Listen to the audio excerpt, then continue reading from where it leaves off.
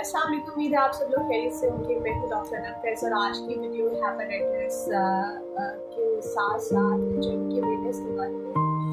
Hepatitis का आपको पता है कि हेपेटाइटिस बी और सी बहुत कॉमन है पाकिस्तान में, और हेपेटाइटिस बी और सी कैसे फैलते हैं धूप के ज़रिए से, स्क्रीशन के ज़रिए से और जिनसे ताल्लुक के ज़रिए से। और ऐसा पेशेंट जिसको हेपेटाइटिस बी और सी है तो उसका दूसरे फर्द में जिनसे ताल्लुक से मुंतकिली जो है वो पॉसिबल है। बहुत सारे लोग जो हैं जिनको हेपेटाइटिस बी या सी होता है तो उनको इस बात का अंदाज़ा नहीं होता कि वो इससे सफ़र करें, क्योंकि उनको अलामत बाद में आती है। तो इसके लिए हमेशा कहा जाता है कि हेपेटाइटिस बी और सी का टेस्ट करवाना।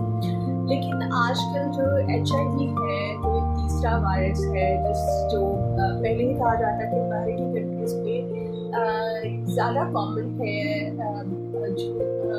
कंट्रीज़ में जो है वो इस्लाम के अकॉर्डिंग लाइफ नहीं गुजारी जाती, लेकिन हमारी कंट्री में भी HIV आजकल बहुत देखने को मिल रहा है। हमें हर दूसरे तीसरे दिन कोई ना कोई ऐसा पेशेंट नसीब होता है, बल्कि यंग बच्चों में बहुत हो रहा है। अभी रिसेंटली 16 साल का बच्चा उसे हुआ एंड एक्सपायर्ड। देन 22 साल का बच्चा था, क्योंकि लेट प्रेजेंटेशन थी और ट्रीटमेंट नहीं की गई थी, जिसकी वजह से HIV के जो है वो कॉम्प्लिकेशन डेवलप होने लग जाती है और पेशेंट एक्सपायरी की तरफ चले जाते हैं।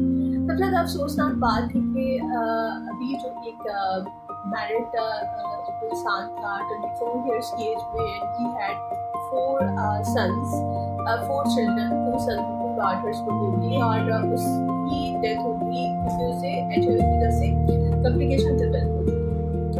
अब सबसे कॉमन बात यह है कि पहले हम ये सोच रहे थे कि हम ये सोचते हैं कि शायद जिनसे ताल्लुक की ही वजह से या मियाँ बीवी को आपस में ये HIV स्प्रेड हो जाता है। लेकिन आजकल ये बात भी बहुत इम्पॉर्टेंट है जो गवर्नमेंट को भी ख्याल करना चाहिए।